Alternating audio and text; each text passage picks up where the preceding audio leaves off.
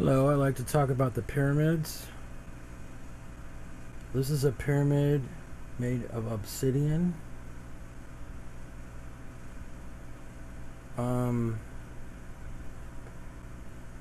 Right, four sides, all their business, the base, the height, and everything. There's evidence that some of the artifacts on the Giza Plateau are 36 million years old.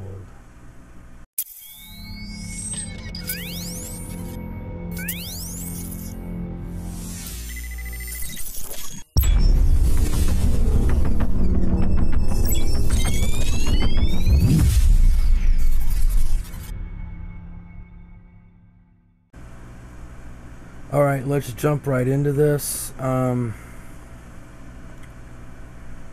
The Giza Plateau has at least 3 large pyramids.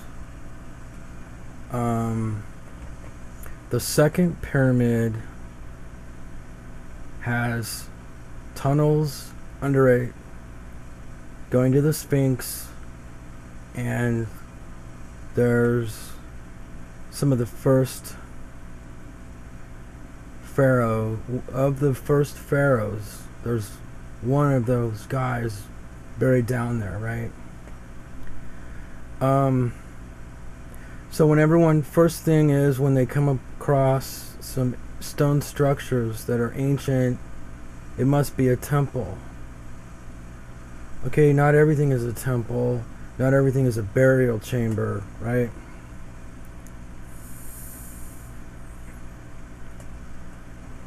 How are the pyramids built?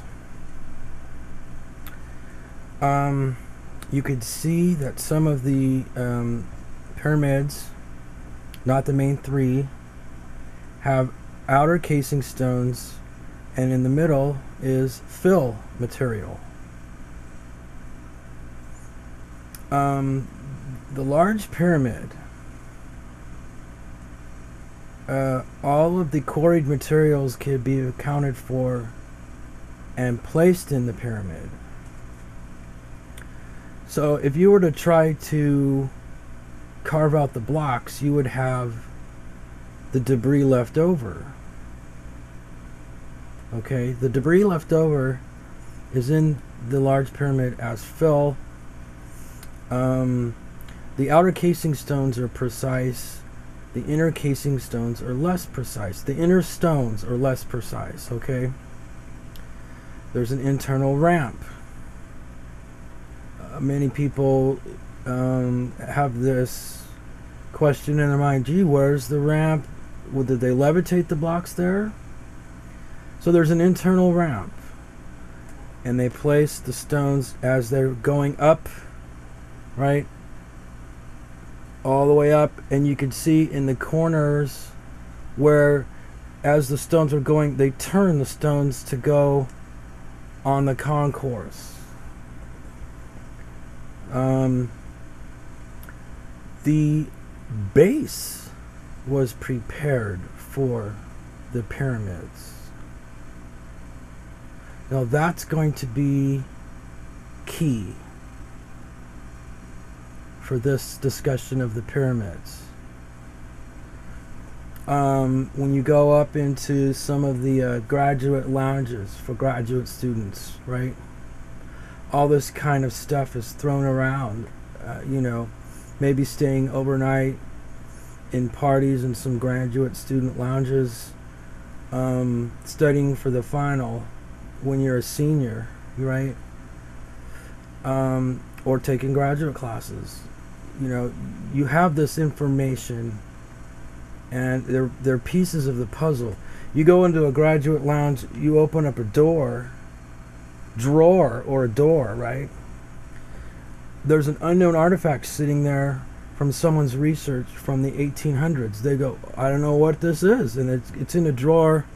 It's been in the graduate lounge for hundreds of years.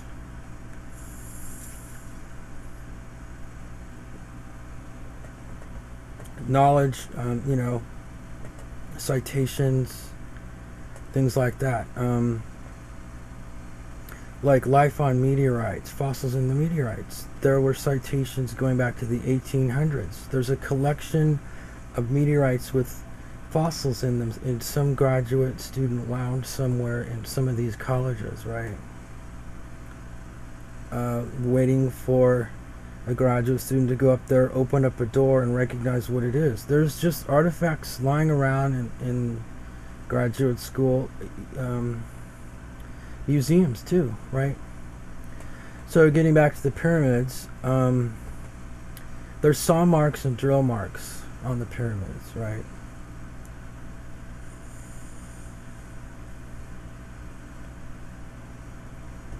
There's some work being done that some of the blocks were cast like cement.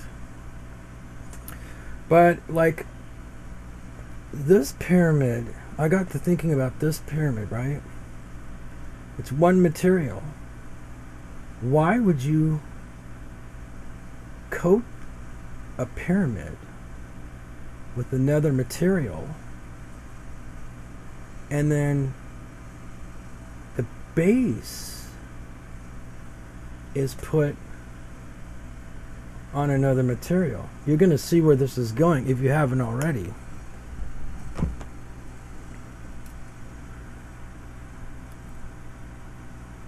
The pyramids are big FET transistors. Fucking MOSFET power transistors. Water-cooled transistors.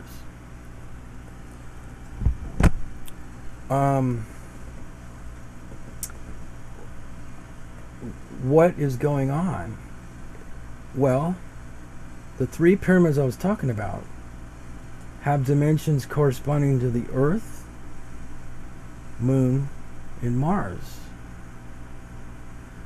With a, you know, with a gigantic, like, the reason I said MOSFET transistors is because when you make a power supply for a laser, you just don't use signal transistors to make a power transistor. When you make a power transistor, it's like you know, there are power transistors that are huge just to power them up and light them off, right?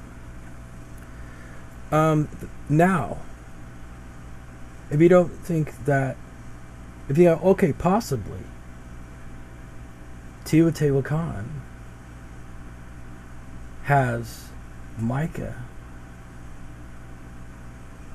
in the causeways, and people are saying, geez, mica is used in electronic circuits, right? There were mercury found in the pyramids, you know, in Mexico.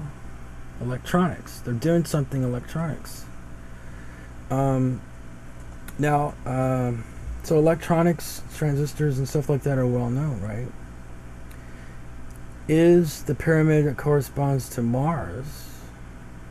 Were they shooting Mars with a laser? A maser? A dark matter laser? The reason why I was considering dark matter recently is that the eclipse came out right where the hurricanes are going. It's as if the moon was put in front of a sun as an anti-laser. And then the storms are gravitating to it. So if the moon is a weapon, who put it there? There's a pyramid on the Giza Plateau that corresponds to the moon. There's records when there's no moon in orbit. They fucking tractor beamed the goddamn moon with the fucking transistor pyramid.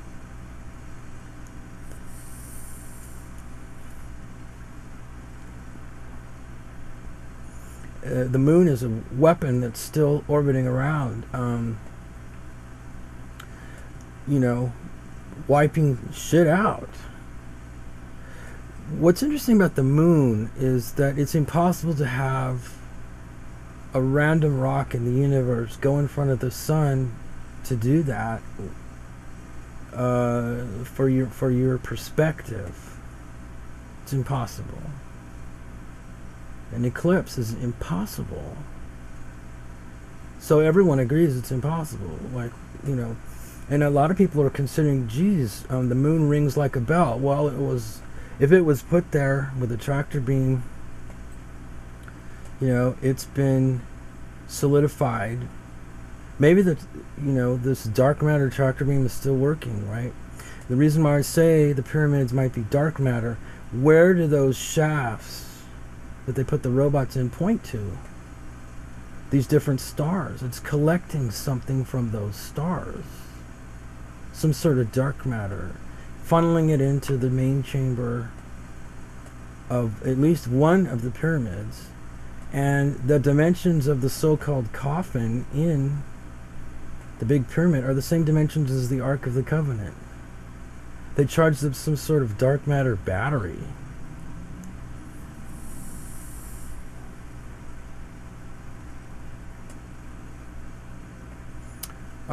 What else is a mystery of the pyramids? So, if you look at the pyramids, you're going, geez, this looks like it's 1 million years old, 10 million years old. It looks like it's 20 million years old. Some of those things, they've been recycled. Blocks have been recycled. Some of the blocks look petrified.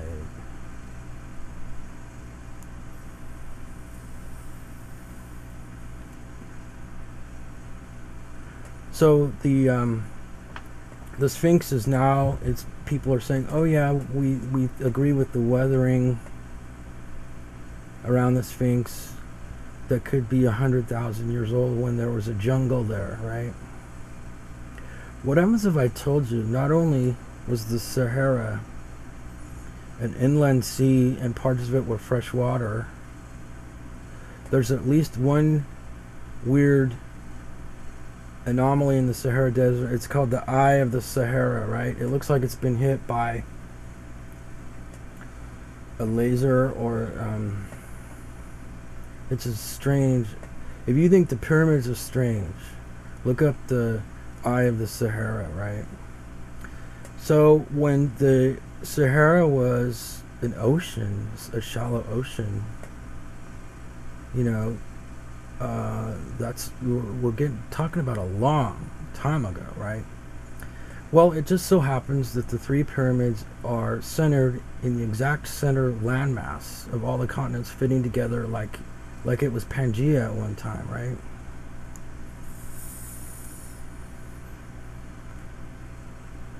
Well, gee, how could that be? We think the pyramid is only 5,000 years old with the dynastic Egyptians. So there's a lot of things that are pre-dynastic Egyptians there, going before the Stone Age, right? So there's a petrified forest right there. Some of the artifacts. There's a pyramid in the petrified forest.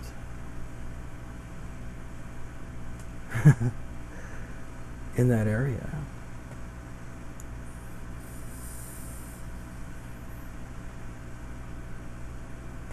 You go running around this petrified forest, there's a pyramid there. At least one. It's likely that that whole place was a petrified forest. They cleared it all out and made all these carvings. There are bowls made from stone that are impossible. But if they were bowls and artifacts and then they petrified, it's no longer impossible, right?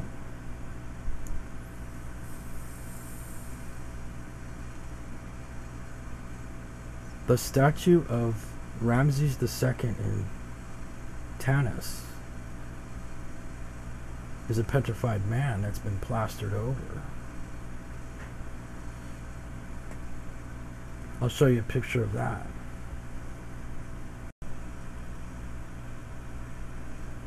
So here we have the colossi at Tanis.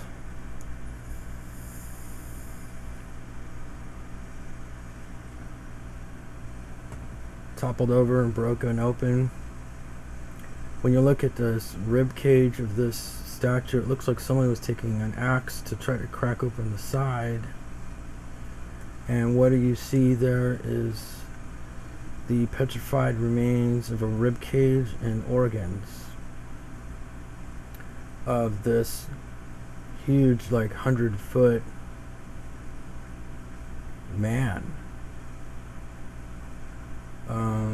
brought over from the petrified forest nearby, or the Giza Plateau is the remains of a petrified forest. If you scout out the petrified forest there in Egypt, there's still a pyramid there. If you get on the pyramid and look out to the petrified forest, you can see a pyramid.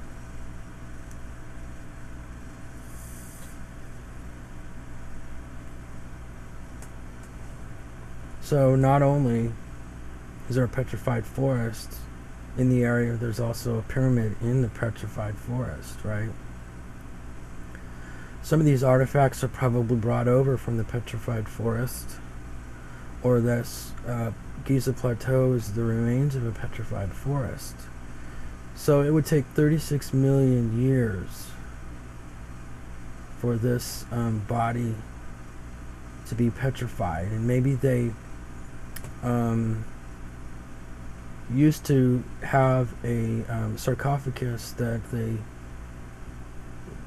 turned him into petrified men by maybe putting him in plaster or something, and the mineralization was accelerated. But here we have a petrified man. His cartouche says that this is supposedly Ramses II. There's a mummy for Ramses II. So then who is this man? That's this colossi, this titan, right? So these titans, maybe they built the pyramids. This titan right here. This tribe of titans.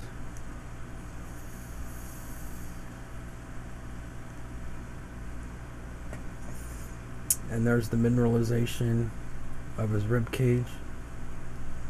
Right there, I'm zooming in slowly so you can get a grip on this.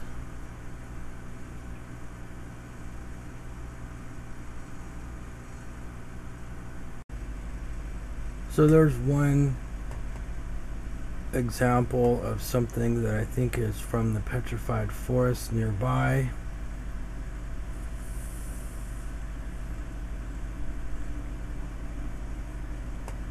Another thing you hear about the pyramids is they didn't even have the wheel. There's many artifacts, I don't even have to show the pictures of them, where the various pharaohs are riding around in chariots, conquering their enemies. It's drawn and carved all over the place. There's examples of where a son of one of the pharaohs was carving over the carvings of his father. These things have all been recycled. Some of them are, obviously mysterious in origin. We don't know where they came from.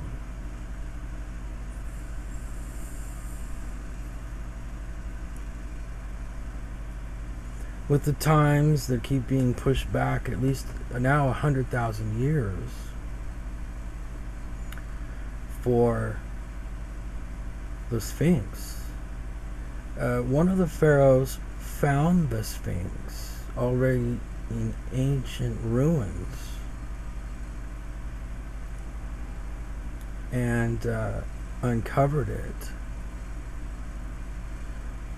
There's pictures of the Sphinx in books with tunnels all around it and everything like this, right? There's also the labyrinth under the Giza Plateau with the all the kings and the pillars and everything. But the petrified forest and the pyramid, at least one pyramid in the petrified forest, is going to make all of this look like a tempest in a teapot compared to a pyramid in a petrified forest. Part of the petrified forest.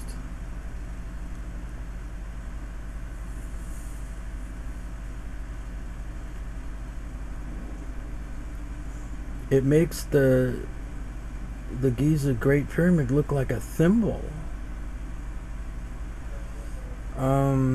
The Titans built the pyramids. You know, there's pyramids and artifacts in Russia that still haven't been cataloged. There's only 2 rivers that flow like the Nile. The other river is in Russia. And there's a lot of strange, huge blocks in the Russian mountains.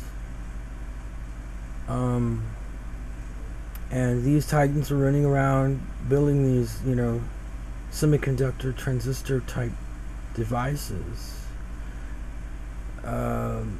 There's scarring on Mars that looked like it was hit by a laser. There's scarring on the moon that looks like it had been hit by a laser, right? People are saying that they think the pyramid is at least a generator. And some of the shafts are clean like a maser guide for microwaves to travel down, right?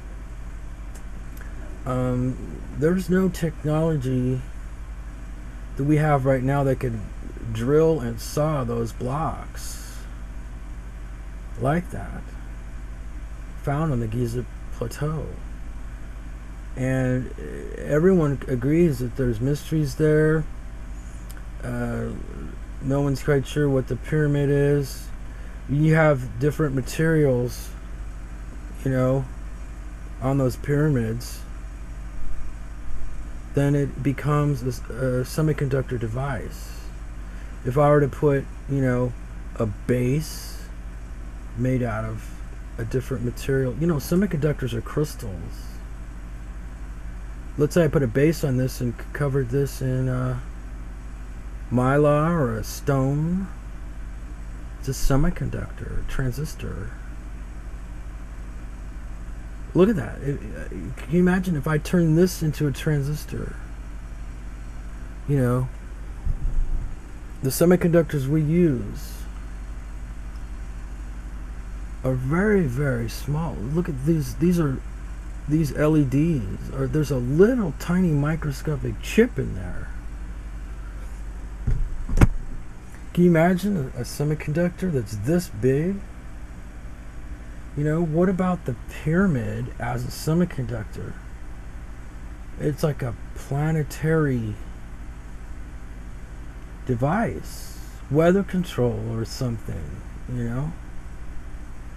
I thought I'd stimulate you a little bit of the graduate school talk, some of the information in books, and some pyramid theories.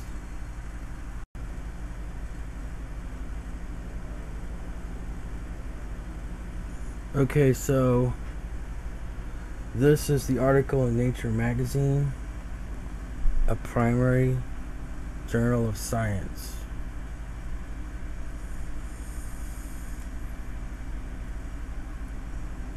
When I tried to export the citation to put it in my book, it clicked me to another page. If you try to copy the article, again, it's kind of takes you to, you know, you got to pay for the article, which writing a book on the pyramids, I'll probably buy this article, take out a loan if I have to. I don't know how much money they're going to charge me with this, thousands of dollars. But there it is. This guy describes climbing a pyramid, sitting on it, and looking towards the petrified forest that he already knows. These explorers had these coordinates and maps. And they already knew what it all was about, right? These guys in the 1800s knew what everything was about, right? So something has happened where people are no longer citing the primary literature and going and finding these references, you know. But here it is.